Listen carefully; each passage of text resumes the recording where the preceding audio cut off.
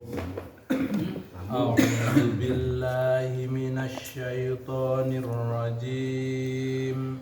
أعوذ بالله من الشيطان الرجيم. بسم الله الرحمن الرحيم. بسم الله الرحمن الرحيم.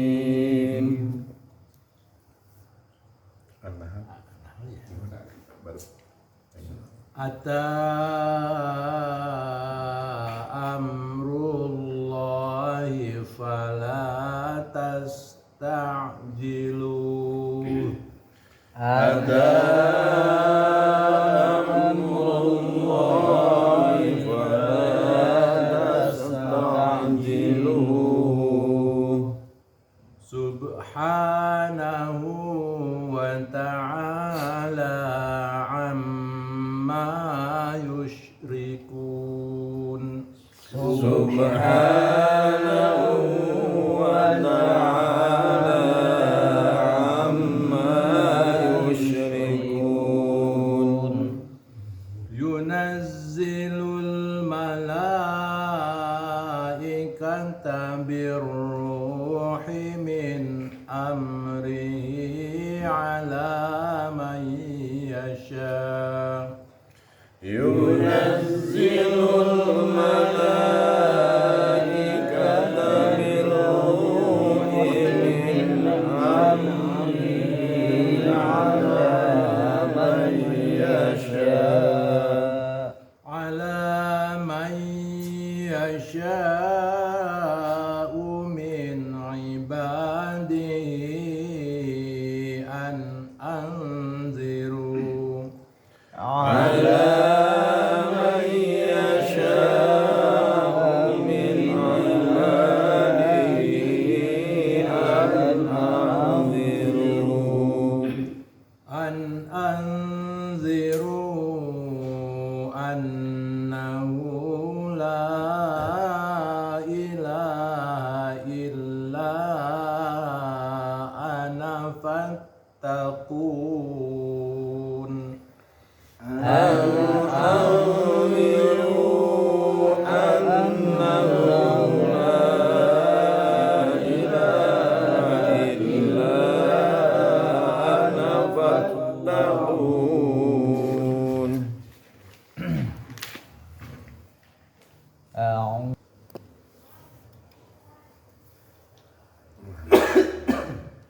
Surat yang sekarang adalah surat An-Nahl. Ya. Surat An-Nahl ini turun di Mekah, Makkiyah. Ya. Maka kalau surat turun di Mekah, maka itu lebih banyak mengenai keimanan dan ketauhidan pada Allah.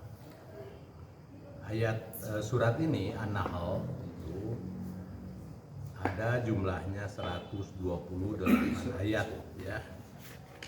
28 ayat. Wa hiya mi'ah wa ishruna wa tamanun wa ishrun ayat. Jadi 128 ayat. Surat An-Nahl juga disebut surat An-Ni'am. Artinya surat yang banyak menjelaskan tentang begitu banyaknya nikmat Allah yang diberikan kepada manusia. Nah, nanti isi di dalamnya itu seperti itu. Ata amrullahi, pasti datang perkara Allah, keputusan Allah tentang kiamat. Fala tasta'jiluhu, fala maka jangan, tasta'jiluhu, kamu minta disegerakan kiamat itu. Ata amrullahi, pasti datang keputusan Allah tentang kiamat. Fala tasta'jilu, maka janganlah kamu meminta untuk disegerakan kiamat itu.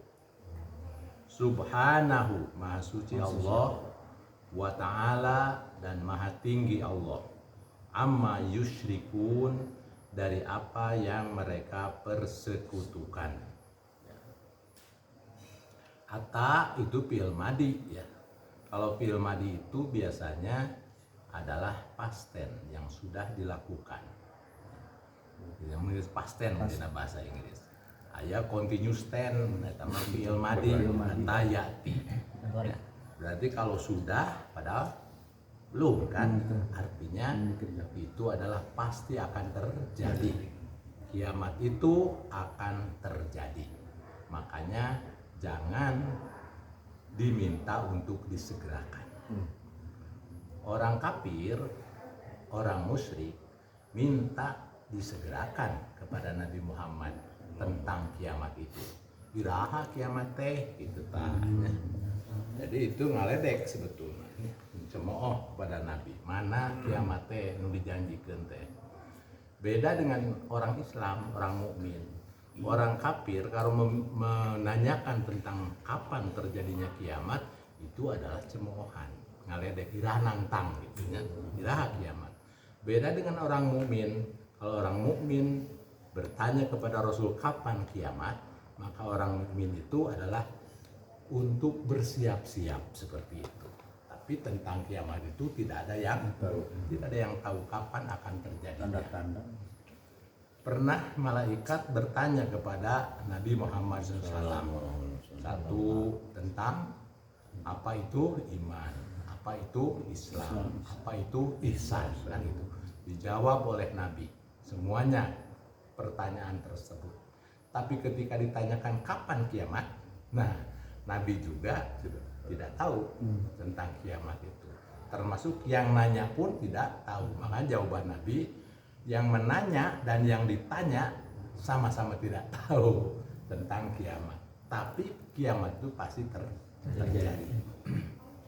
Ketika nanti kiamat akan datang, ya, sebentar lagi akan datang kiamat, itu akan ada beberapa kejadian yang digambarkan oleh hadis Rasulullah SAW. Bahkan Rasulullah mengatakan bahwa antara kiamat dan saya, Nabi waktu itu berkata seperti begini, ya. Jadi Nabi dengan kiamat kita dua, berarti tidak ada penghalang di situ. Berarti begitu dekat. Kiamat sekedap deui.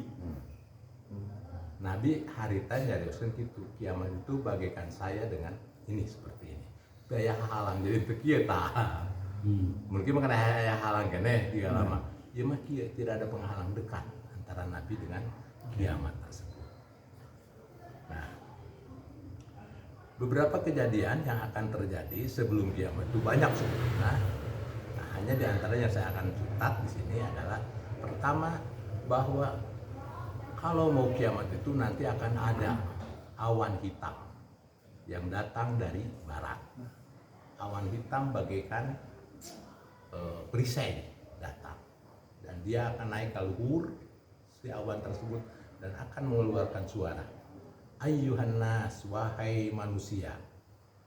Manusia yang ada di situ pada nanya, didinya denger tuh suaranya. Nya asa denger saya deh. Kumaha didinya? Henteu saya mah. Tah gitu. Ada suara Nabi di atas. Kemudian dua kali suara itu. Ayyuhan nas, wahai manusia. Dari situ, dari gelombang itu, dari awan itu. Hanya lagi kedengaran tuh ada apa itu? Saya dengar ada suara, tapi ini tidak dengar. Nah, itu antara lain seperti itu, akan ada suara awan yang gelap yang bagaikan perisai seperti itu dan naik ke atas, kemudian mengeluarkan suara.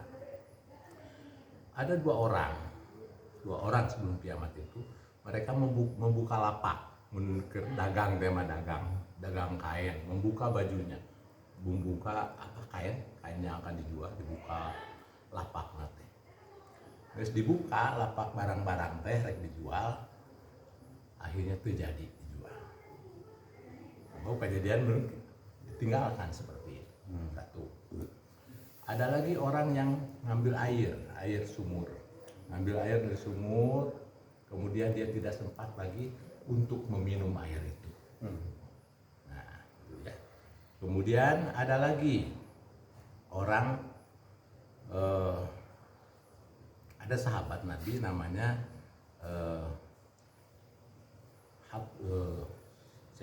sahabat berteman, dia itu sahabat A ini menghutangkan sesuatu. Nah, ngehutang si B buka hutang kasih A. Asob namanya ini asob, kemudian jadi as. Jadi asob itu menghutangkan uang ke dia, ke as. Kemudian asob nagih. Oi as, saya nagih ke anjeun, hutang anjeun ke saya.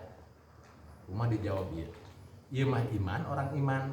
Ya, asob ini orang iman, tapi ini as itu tidak beriman, orang kafir. Ketika ditagih, saya nagih ke anjeun, hutang anjeun. Cuma dijawab, saya mau mayar ke anjeun. Satungtung anjeun kafir ka Nabi Muhammad. Jadi kudu kafir deh, kudu kafir.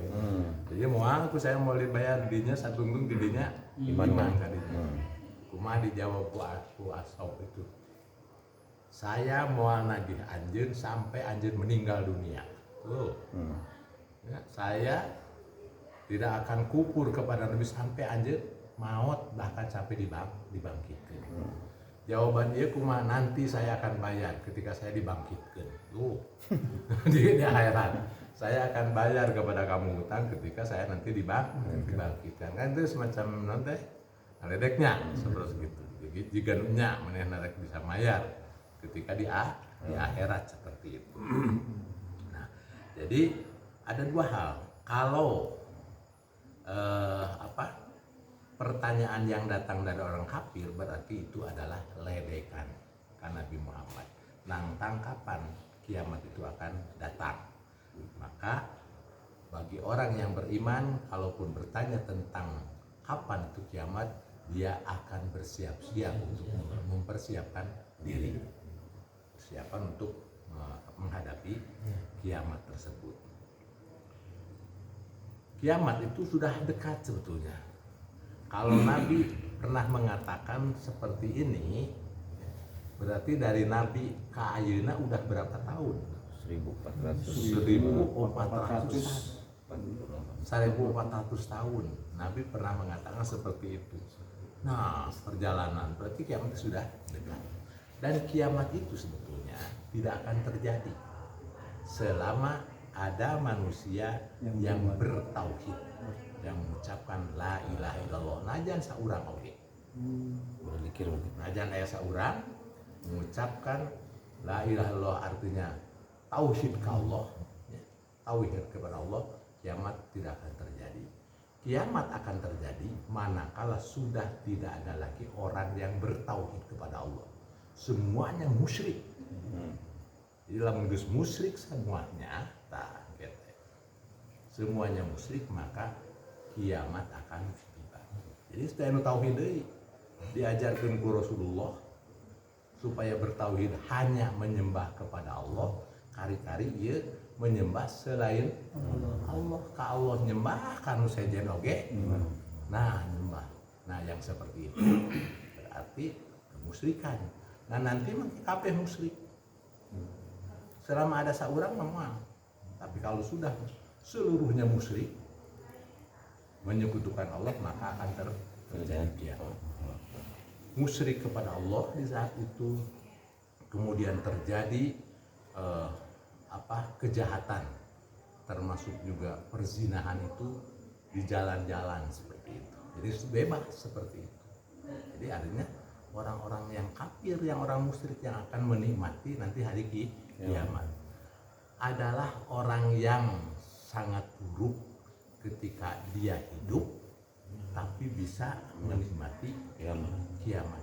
Artinya orang-orang buruk seperti itu, musyrik, ya.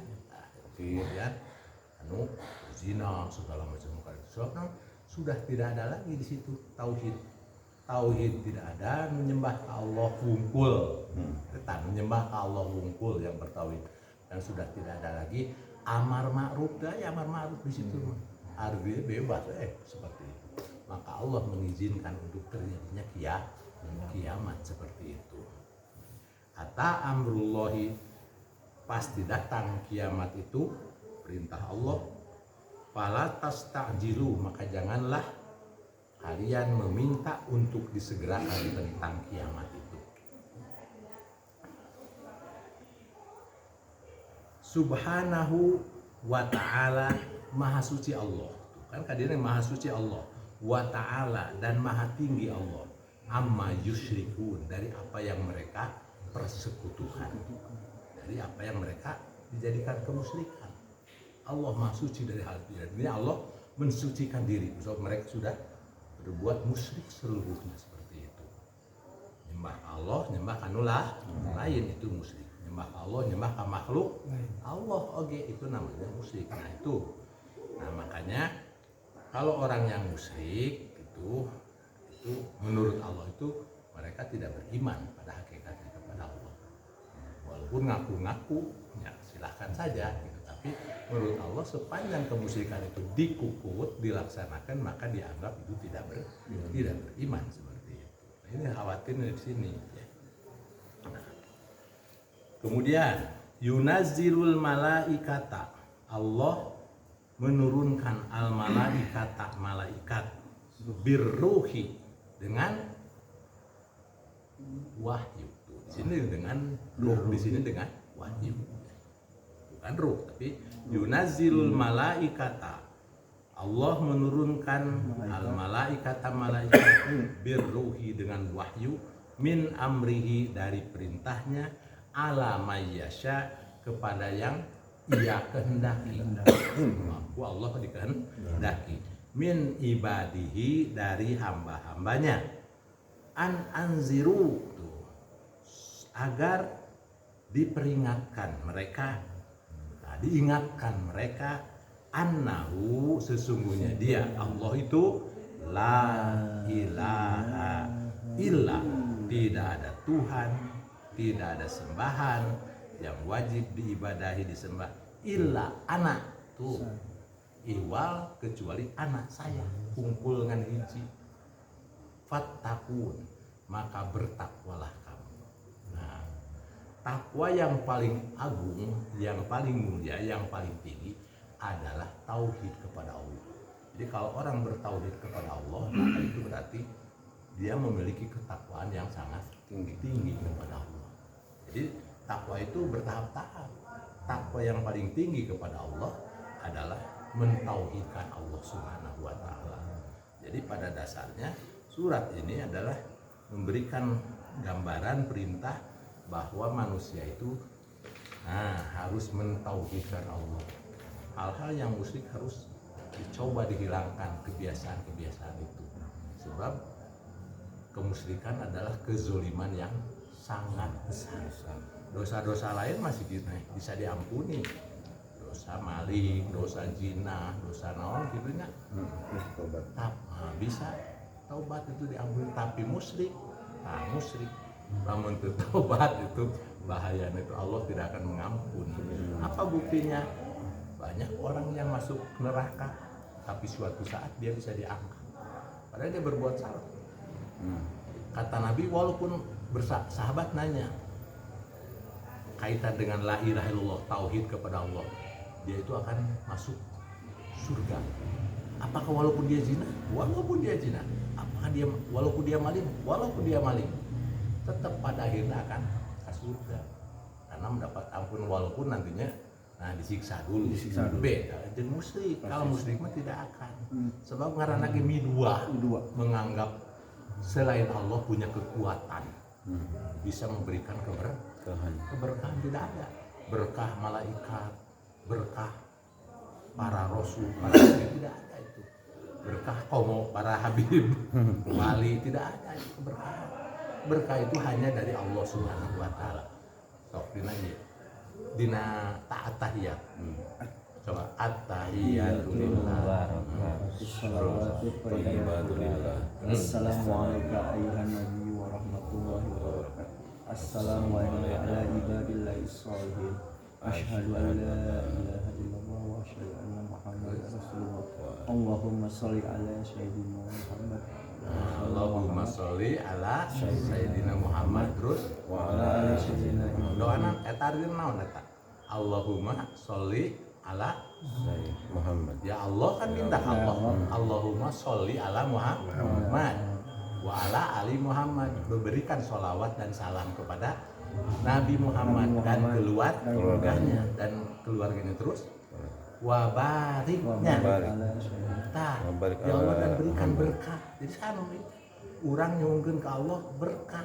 Kamu Nabi. Nabi Berarti Nabi teu tegaduh gitu. Jadi ulah nganggap bisa kuburan mere berkah itu. Apalagi yang begitu. Nabi aja kuburan didoakeun ka Allah, ya Allah paparin rahmat, paparin berkah anjeunna dan keluarga tanu mata perlu kita ngerti apa yang kita baca teh gitu. Allahumma barik wa barik ala Muhammad wa ala ali Muhammad. Ya Allah berkahi dia, berikan berkah ke anjeunna kan gitu dan keluarganya. Terus wa barik kama barokta sebagaimana engkau telah memberikan keberkahan ala Ibrahim ka Nabi Ibrahim dan keluarganya. Artinya semua selain Allah tidak mempunyai keberkahan. Berkah dimiliki oleh Allah. Jadi ulah punya anggapan orang mengalap berkah itu tidak bisa itu. Nah, makanya yang namanya ya harus wungkul kepada Allah Subhanahu wa taala. Ya. Sadaqallah.